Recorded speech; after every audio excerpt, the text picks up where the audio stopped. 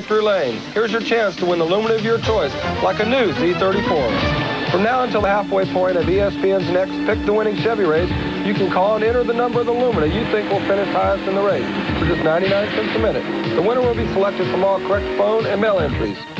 Hey, nice job. See you Sunday on ESPN. This is Kent, Washington, scene of the last and crucial race in the Trans-American Championship Series. The cars are on the pace lap before the start of this final contest. After 11 races covering 9 states and 10 months, the decision will be made here. Camaro is 11 points behind and cannot win the series, regardless of how well it does today. The only contenders are Mustang and Cougar, separated by only 1 point. Each team is fielding its best drivers. Gurney and Jones for Cougar, Titus and Ron Bucknam for Mustang. Because whichever car places ahead of the other in this race will win the championship. The clock is running and the cars are away on the decisive round of their 12-race encounter. Mark Donahue, starting on the pole, gets off in front.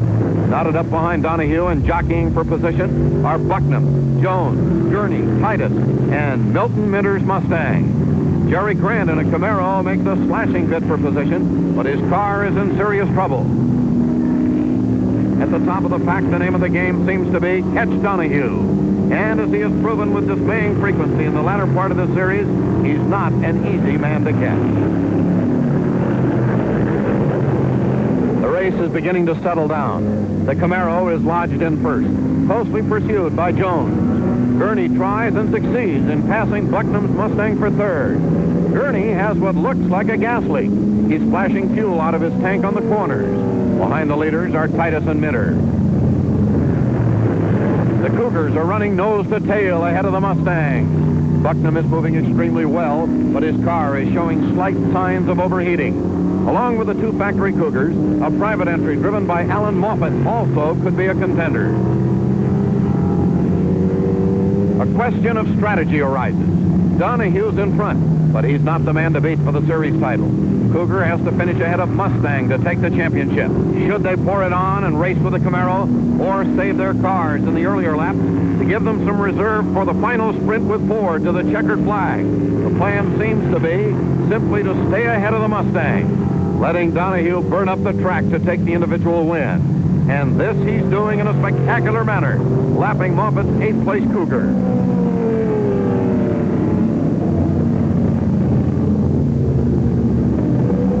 Jones is in the pits. His car won't restart, and it looks like he's finished. The full burden of responsibility has fallen on Gurney. With no backup man to protect the team's position, he must stay ahead of Bucknam. The Moffat Cougar is now too far back to help.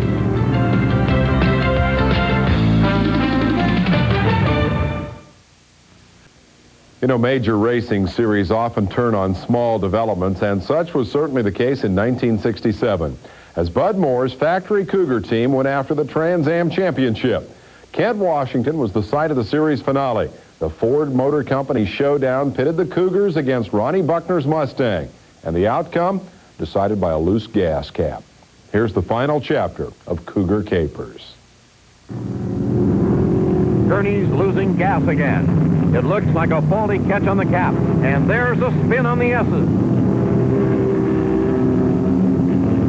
Not too serious, but Gurney's being flagged into the pits. The officials are ordering him to fix his gas leak. It's a minor problem and easy to repair, but the stop has given Bucknam second place, and every second's delay in the pits means a longer lead over the luckless Gurney. The Moffat Cougar is out of contention. 38 seconds in the pits. Not long when you consider that the Cougar has driven flat out for more than 3,500 miles to move within striking distance of the championship.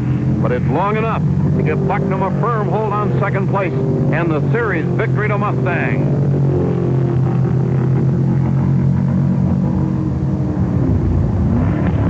The gap is too broad and the time remaining too short for Gurney to catch Bucknam, even though the Mustang's engine is heating up with every lap. But despite Camaro's victory at Kent and a heartbreaking loss of the series to Mustang, it's been a fine year for Team Cougar. They drove a new and unproven car to within seconds of the Trans-American Championship. And after 10 months of great racing, they're really ready for next year. In fact, Mark Donohue and Chevrolet took the Trans Am title the next 2 years. Mercury didn't claim a championship until 1984, when it won the first of 4 in a row. Where are they now? Well, Dan Gurney remains active in American road racing as manager of Toyota's IMSA GTP team. Parnelli Jones is coaching his sons, Paige and PJ, who are following in his footsteps. Bud Moore still builds Ford stock cars, and in its second quarter century, the Trans Am is the oldest continuously running road race series in America. I'm Dave Despain. Thanks for joining us on this edition of the Glory Days.